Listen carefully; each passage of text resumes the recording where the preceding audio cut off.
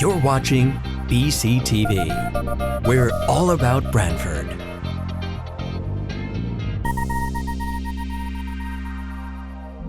You're watching BCTV, Branford Government Television, a service of Branford Community Television. This program is brought to you in part through the support of the town of Branford. Good evening, everyone. It is 5:31 p.m. July 14, 2025. I'd like to bring the regular meeting of the Board of Police Commissioners to order. First item on the agenda is the approval of minutes for the June 9, 2025 meeting. May I have a motion to approve those minutes? I'll make a motion. Second? I have a problem with them. Yep. Under the motion made by Bob to extend an offer of employment to Kyle, there's not a second and there's not a vote of approval or unanimous. Does that make it a problem? Tristan? Yes, it is. I'll have to go back and look at the tape. I mean, I know we did, but I don't think it says that. Yeah, so I'll have to check. Sorry, so I wouldn't, no approval for the minutes tonight. I'll go back, look at the tape and correct the minutes and we'll resubmit them. Okay. Thank you. Thank you, Janice. All right, report of the chair. Report of the chief again. Chief? All right, good to be with everyone tonight.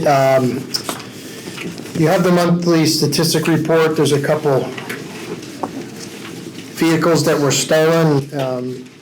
We haven't really been seeing that as much, but again, those were with keys in it.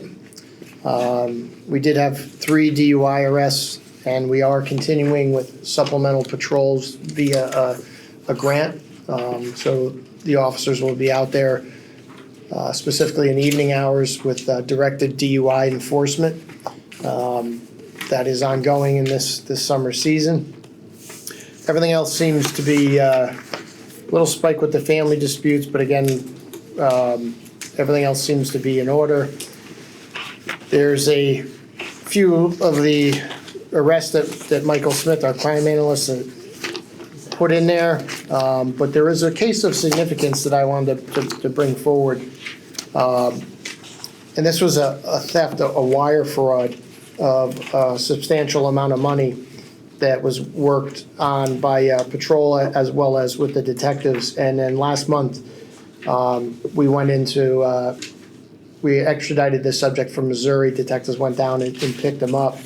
But he had a fraudulent wire scheme that was a total of $350,000 that he defrauded a company here in Branford with some good work and a little bit of technical assistance that was favorable to an outcome. We were able to help that business and also arrest one Sean Evans on counts of larceny in the first degree and conspiracy to commit larceny in the first degree.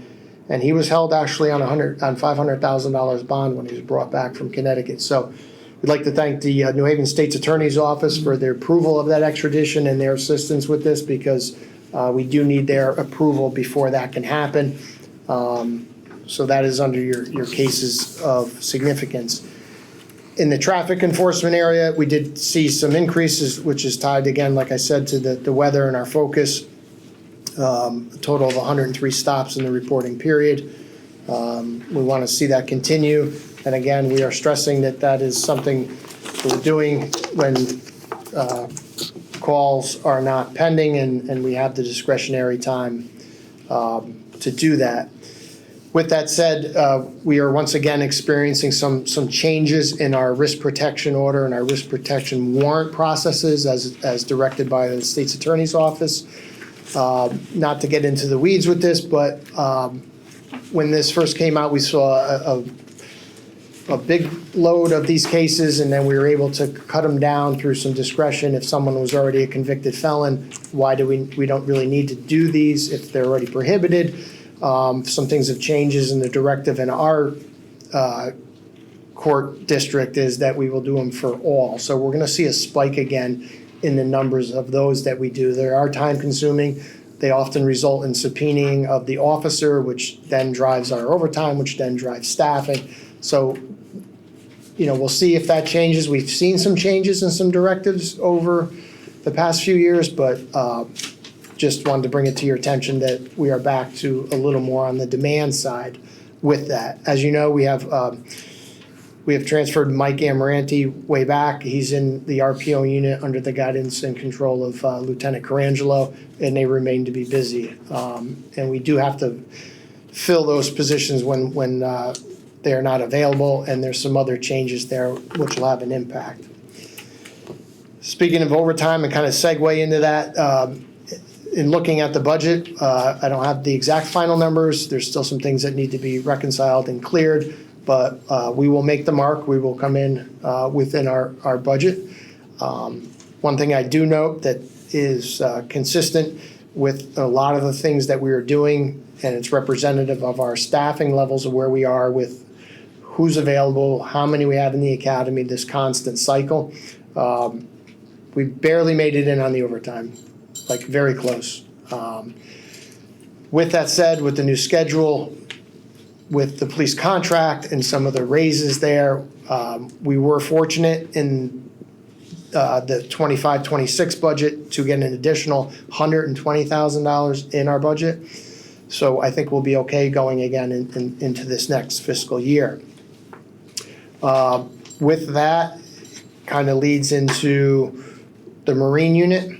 The deputy is working with the company now, Safe Boat. As you know, through ARPA funds, we've purchased a $500,000 safe boat. It's going to be able to up our capabilities and our presence and our safety on the safety of the officers on the water. With that this year, the popularity and the activity on the water is substantial. With that said, we've transferred not only Detective Dave Atkinson, who also doubles as our school resource officer. We did this last year where he gets out of school and he goes into the Marine unit. We have now added John Campanelli to that. What this will do is it'll open up the opportunities to get the boat out there. Our presence has been probably double, I would think, already. They've responded to the boat that you may have saw the video where the operator was not on the boat. That was a very hazardous situation. Very fortunate they were in the area. And then just the other night they assisted New Haven and the Coast Guard with the recovery of the two people who perished in that boat accident in the harbor. So moving forward, how we're going to do it, a lot of it is overtime, a lot of it's pulling from our patrol base to make this happen.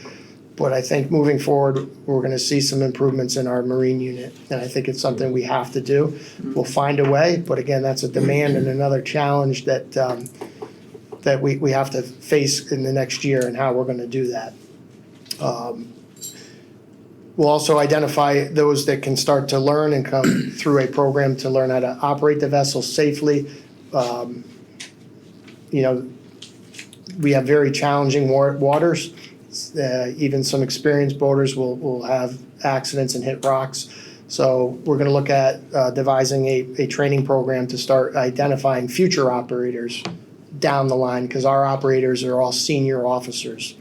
And we're very fortunate. Rich Delin's one of our supernumeraries. We're very fortunate that Rich is around. And many of the others will be cycling out, hopefully into a supernumerary capacity, but we need to plan for the future. So that's another challenge on our radar.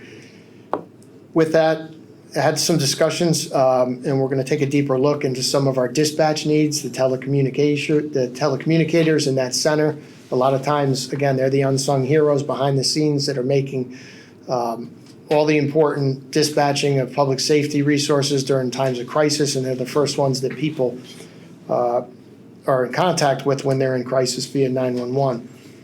We're looking at that. I have some ideas. We're going to meet along with the fire department and ultimately assess that center and see what their needs are moving forward, because they're also under demand. So as we get into the new fiscal year, the mind's already starting to cycle into what is to come for really 26, 27 already.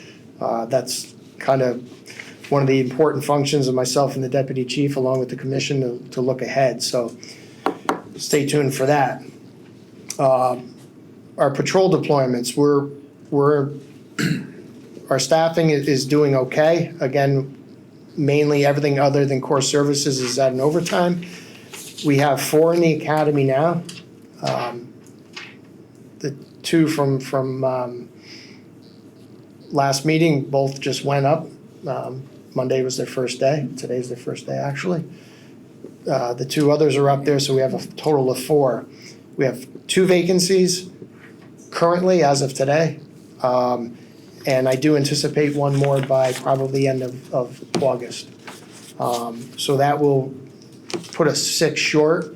That is not including either long-term leave, FMLA, injury, and that other bucket of personnel issues that deplete. So we're still in that cycle. We hope that these 4 will do well up there, and we'll get them back as soon as we can. So also springboarding off of the needs assessment that we did a year or so ago about some of the challenges and the increasing in calls for service that we're seeing. We do have some hotspots in town, some that are, more frequent calls for service there.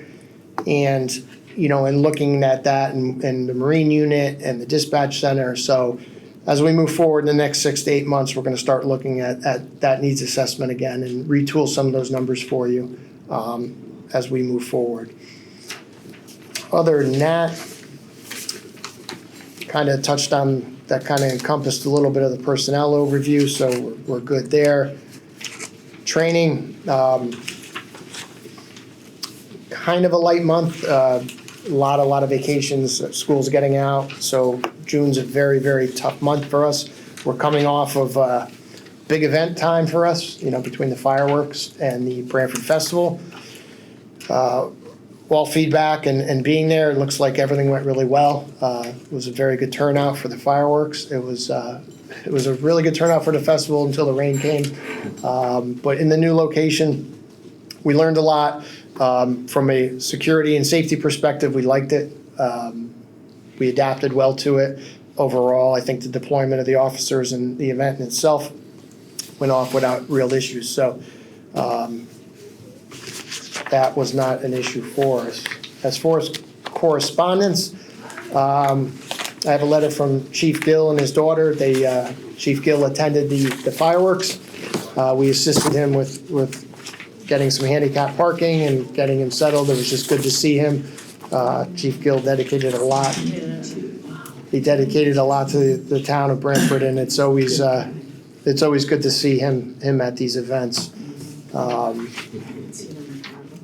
And lastly, under correspondence, I have a letter that pertains to a call for service that was handled by Rocco Morgan and Detective Pete Konzerski, who assisted a resident in the time of the death of a loved one. And they wanted to just reach out and thank them for their kind and compassionate approach.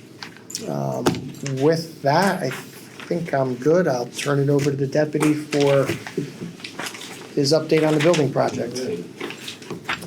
So construction is in progress, as you're aware. We're moving along. Mechanical, plumbing, electrical is being installed. The rooms are being framed out. So we're starting to see the shape of what will be the final product, which is great to see. Drywall's going up.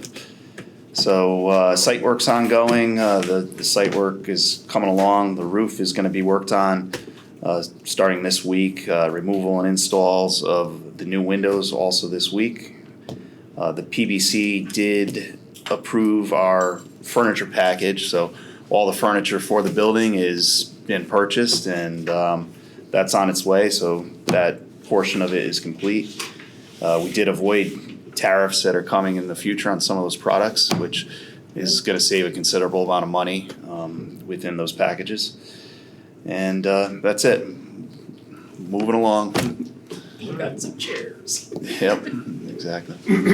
So, Thank you very much. Report of the chair. I just wanted to congratulate Officer John Casella on his retirement. He has served the town here for 25 years. We wish him well. We are very very proud of all the work you've done over these years, and we hope that it stays well and continue on this bowling journey. Public comments. There's no one here. All right, so we're gonna go into executive session. No motion. No, I need a motion for that. I'm just trying to see. I need a motion to go into executive session. Second? All in favor? Okay. We're out of executive session, and for the record, executive session was for making a promotion for position of lieutenant. I would like to have a motion to promote Christopher Romanello for the position of lieutenant for a starting date of August 11th of 2025. I'll make a motion. Second? I'll second. All in favor? Aye. And just for the record, that there was no votes There was taken. no votes taken. Yeah. Okay, let's see. Right, I need a motion to adjourn, please. May I have a motion to adjourn? Did you fully vote on that? All in favor? All in Sorry. favor? Yeah, we did. Okay, sorry. Yeah. Just wanted to double check. Motion to adjourn? You made the motion. Second, all in favor? Aye. This program was brought to you in part through the support of the Town of Branford. Watch town meetings and other videos on demand at BranfordTV.org.